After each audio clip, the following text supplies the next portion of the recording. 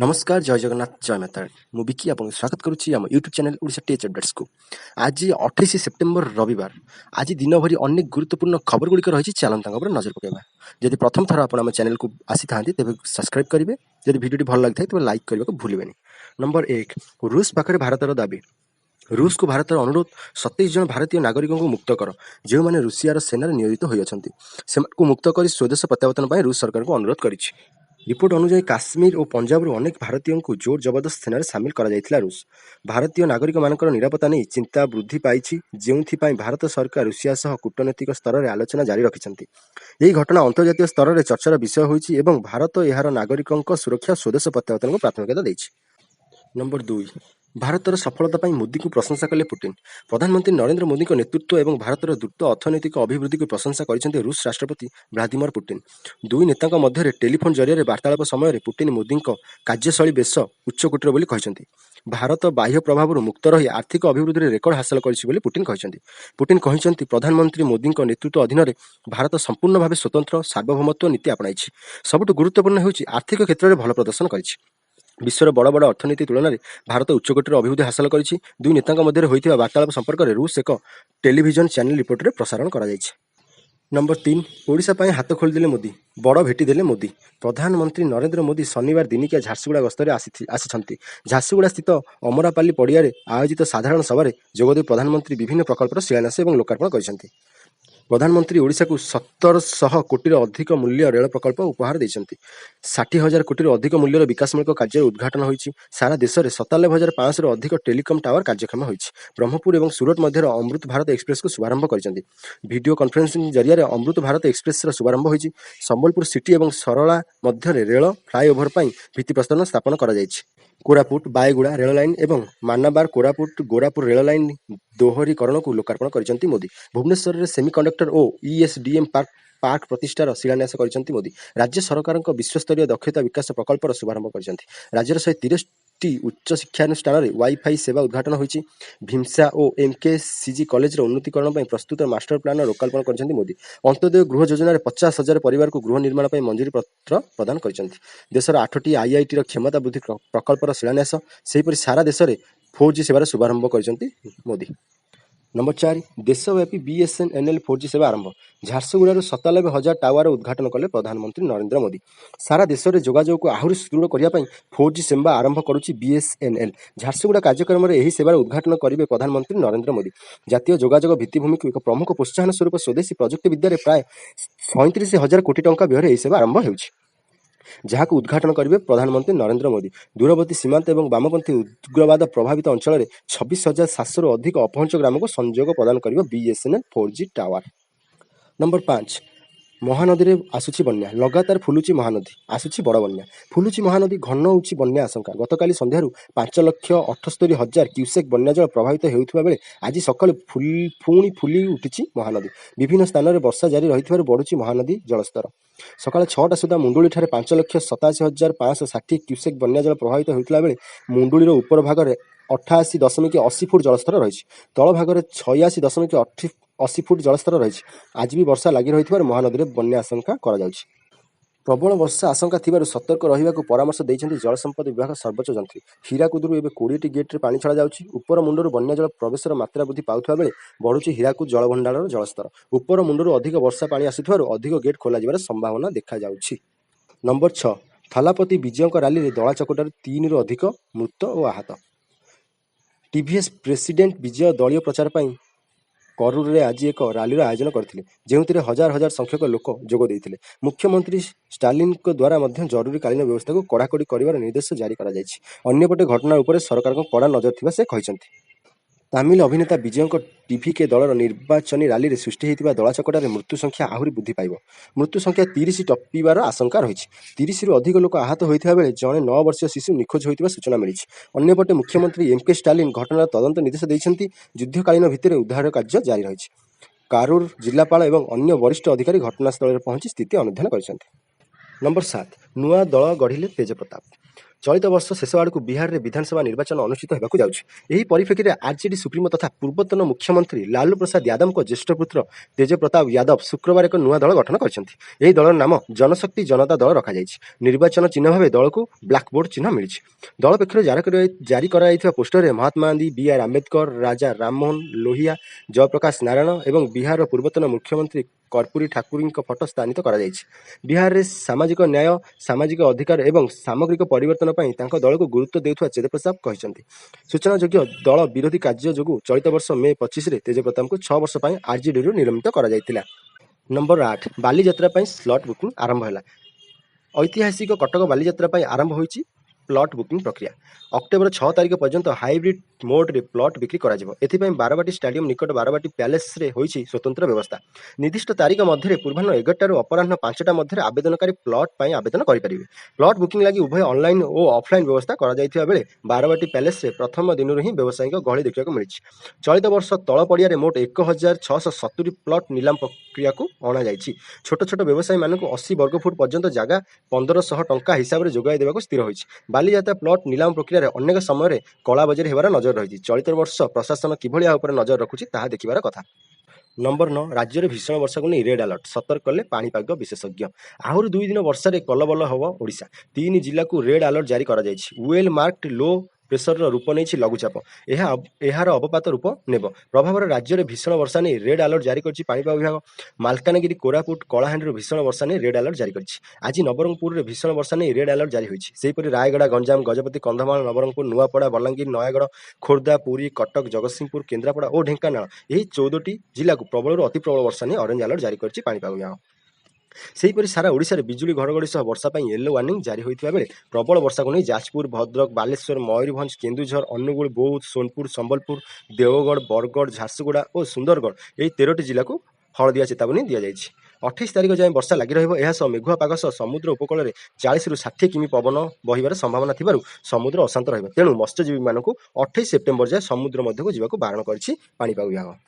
Number 10, 2 ଭାଗ ହେବା Tata motors, ବଦଳିବ ନାମ, ଏନ୍ସିଏଲ୍ଟି ଦେଲା ଅନୁମତି। ଟାଟା ମୋଟର୍ସ ଲିମିଟେଡ୍ ଶୁକ୍ରବାର ଦିନ ଜାତୀୟ କମ୍ପାନୀ ଆଇନ ଟ୍ରିବ୍ୟୁନାଲ ଏନ୍ସିଏଲ୍ଟିର ମୁମ୍ବାଇ ବେଞ୍ଚରୁ ଏହାର ପୁନର୍ଗଠନ କାର୍ଯ୍ୟକ୍ରମ ପାଇଁ ଅନୁମୋଦନ ଯାଇଛି, ଯାହା ଅକ୍ଟୋବର 1ରୁ ଏହା ଯାତ୍ରୀବାହୀ ଯାନ ଏବଂ ବାଣିଜ୍ୟିକ ଯାନ ବ୍ୟବସାୟକୁ ପୃଥକ କରିବା ପାଇଁ ପଥ ପରିଷ୍କାର କରିଛି।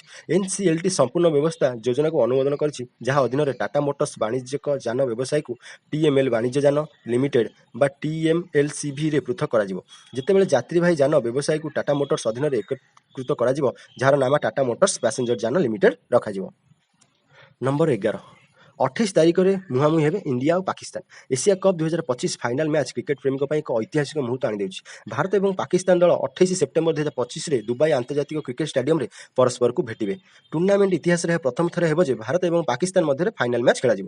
ଏହି ମ୍ୟାଚ୍ କେବଳ ଦୁଇ ଚିର ପ୍ରତିଦ୍ୱନ୍ଦ୍ୱୀ ମଧ୍ୟରେ ଏକ ହାଇ ଭୋଲ୍ଟେଜ ଯୁଦ୍ଧ ହେବ ନାହିଁ, ବରଂ ଏହି ତାରିଖ ଭାରତୀୟ କ୍ରିକେଟ ଦଳ ପାଇଁ ମଧ୍ୟ ବିଶେଷ ଗୁରୁତ୍ୱପୂର୍ଣ୍ଣ ରଖେ। ଇତିହାସ ସାକ୍ଷୀ ଅଛି ଯେ 28 ତାରିଖରେ ଭାରତ ଏବଂ ପାକିସ୍ତାନ ମଧ୍ୟରେ ଖେଳାଯାଇଥିବା ଟି-20 ମ୍ୟାଚ୍ରେ ଟିମ୍ ଇଣ୍ଡିଆ ସର୍ବଦା ବିଜୟୀ ହୋଇଛି। ନମ୍ବର 12, ଡିଏ ବଢ଼ାଇଲେ ମୋହନ ସରକାର, ବଢ଼ିଲା ମହଙ୍ଗା ଭତ୍ତା, ଦଶହରା ଭେଟିଦେଲେ ମୋହନ ସରକାର। ବଡ଼ ଘୋଷଣା କଲେ ରାଜ୍ୟ ସରକାର। ରାଜ୍ୟର ସରକାରୀ କ୍ଷେତ୍ର ଉପକ୍ରମ ପିଏସ୍ୟୁର କର୍ମଚାରୀମାନଙ୍କୁ ଆର୍ଥିକ ଆଶ୍ୱସ୍ତି ପ୍ରଦାନ କରିବା ଲକ୍ଷ୍ୟରେ ଓଡ଼ିଶା ସରକାର ଏକ ବଡ଼ ଘୋଷଣା କରିଛନ୍ତି। ଦୀପାବଳି ପୂର୍ବରୁ ମୁଖ୍ୟମନ୍ତ୍ରୀ ମୋହନ ଚରଣ ମାଝୀ ପିଏସ୍ୟୁ କର୍ମଚାରୀଙ୍କ ପାଇଁ ମହଙ୍ଗା ଭତ୍ତା ଡିଏରେ 2% ବୃଦ୍ଧିକୁ ଅନୁମୋଦନ କରିଛନ୍ତି। ଏହି ସଦ୍ୟତମ ବୃଦ୍ଧି 1 ଜାନୁଆରୀ 2025ରୁ ଲାଗୁ ହେବ, ଯାହା ଓଡ଼ିଶା ପିଏସ୍ୟୁ କର୍ମଚାରୀମାନେ ପାଉଥିବା ମୋଟ ମହଙ୍ଗା ଭତ୍ତା ଡିଏ 53%ରୁ 55%କୁ ବୃଦ୍ଧି କରିବ।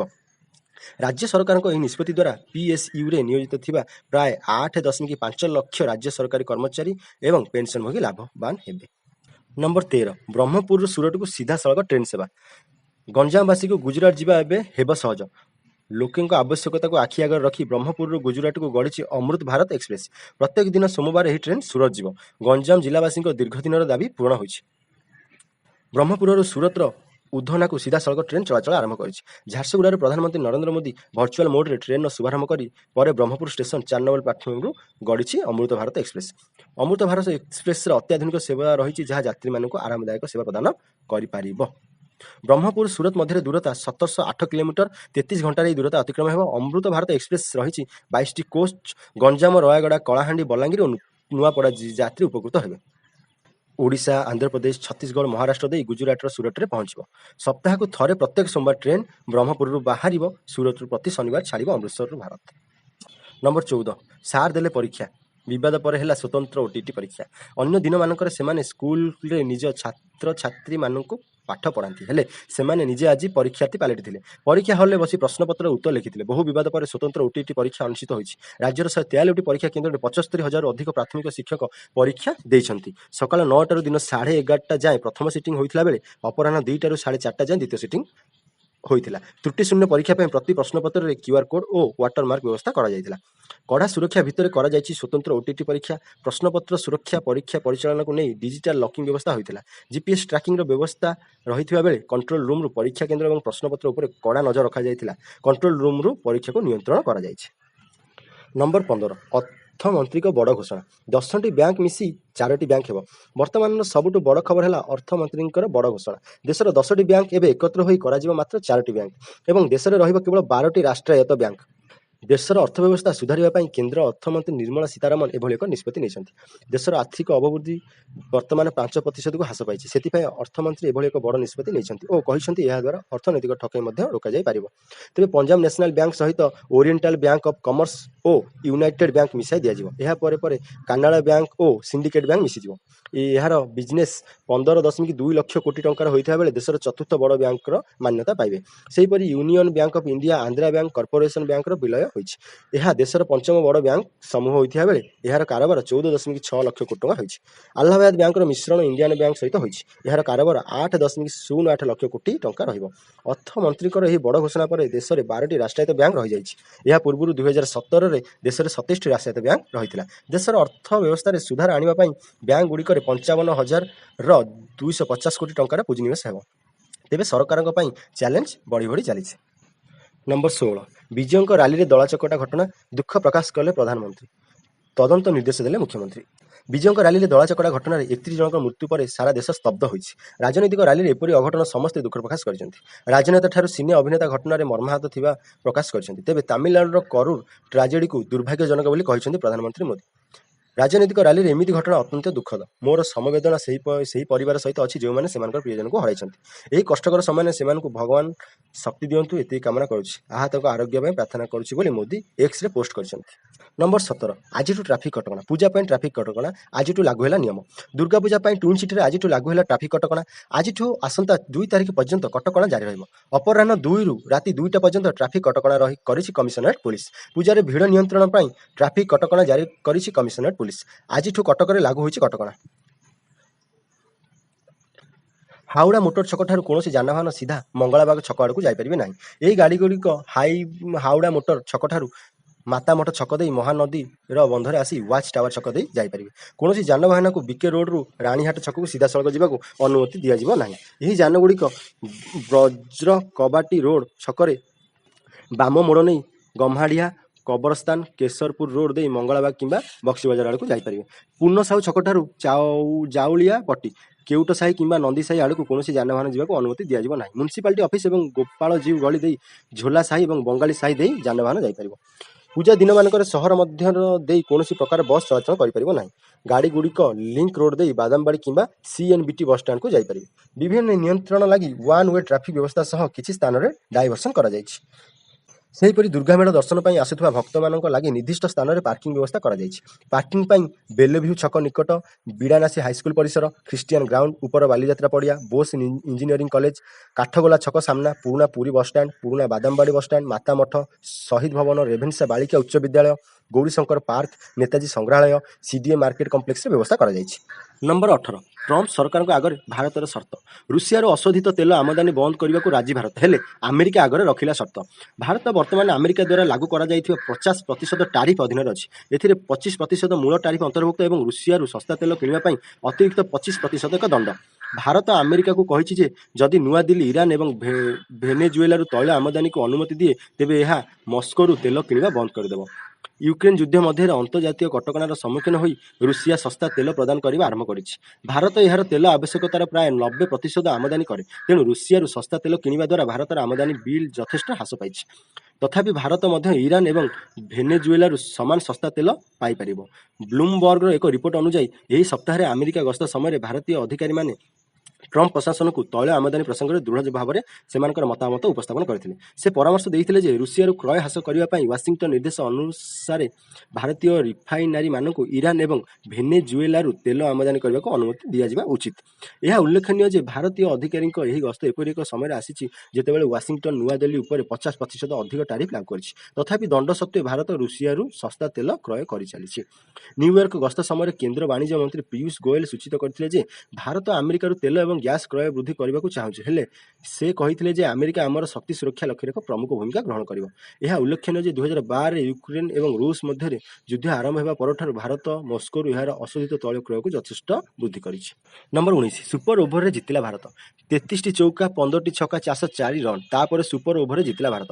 2025 ଏସିଆ କପ୍ରେ ଟିମ୍ ଇଣ୍ଡିଆର ବିଜୟ ଧାରା ଜାରି ରହିଛି। ସେମାନଙ୍କର ଶେଷ ସୁପର 4 ମ୍ୟାଚ୍ରେ ଭାରତ ସୁପର ଓଭରରେ ଶ୍ରୀଲଙ୍କାକୁ ପରାସ୍ତ କରିଥିଲା। ଟିମ୍ ଇଣ୍ଡିଆ ପ୍ରଥମେ ବ୍ୟାଟିଂ କରି 20 ଓଭରରେ 5 ୱିକେଟରେ 202 ରନ୍ କରିଥିଲା। ଜବାବରେ ଶ୍ରୀଲଙ୍କା ନିର୍ଦ୍ଧାରିତ ଓଭରରେ 5 ୱିକେଟରେ କେବଳ 202 ରନ୍ କରିପାରିଥିଲା। ପୁଥମ ନିଶାଙ୍କା 58 ବଲ୍ରେ 107 ରନ୍ କରି ଶ୍ରୀଲଙ୍କା ପାଇଁ ଶତକ ହାସଲ କରିଥିଲେ। ଏହାପରେ 2025 ଏସିଆ କପ୍ର ପ୍ରଥମ ସୁପର ଓଭର ଦୁଇ ଦଳ ମଧ୍ୟରେ ଖେଳାଯାଇଥିଲା। ଶ୍ରୀଲଙ୍କା ସୁପର ଓଭରରେ କେବଳ 2ଟି ରନ୍ କରିପାରିଥିଲା। ତାପରେ ଭାରତ ମାତ୍ର 3ଟି ବଲ୍ରେ ମ୍ୟାଚ୍ ଜିତିଯାଇଥିଲା। ଏହିପରି 2025 ଏସିଆ କପ୍ରେ ଟିମ୍ ଇଣ୍ଡିଆ ଅପରାଜିତ ରହିଲା। ନମ୍ବର 20, ଭାରତୀୟ ଡାକ ବିଭାଗରେ ବଡ଼ ପରିବର୍ତ୍ତନ କଲେ ସରକାର। ସ୍ପିଡ୍ ପୋଷ୍ଟ ଡେଲିଭରି ଏବେ ଆହୁରି ଦ୍ରୁତ ହେବ। ସରକାର କଲେ ବଡ଼ ପରିବର୍ତ୍ତନ। ଡାକ ବିଭାଗ ଇନଲ୍ୟାଣ୍ଡ ସ୍ପିଡ୍ ପୋଷ୍ଟ ଡକ୍ୟୁମେଣ୍ଟ ପାଇଁ 4 ପରିବର୍ତ୍ତନ ଏବଂ ନୂଆ ସୁବିଧା ପ୍ରଚଳନ ଘୋଷଣା କରିଛି। ଏହି ପରିବର୍ତ୍ତନଗୁଡ଼ିକ 1 ଅକ୍ଟୋବର 2025ରୁ କାର୍ଯ୍ୟକାରୀ ହେବ।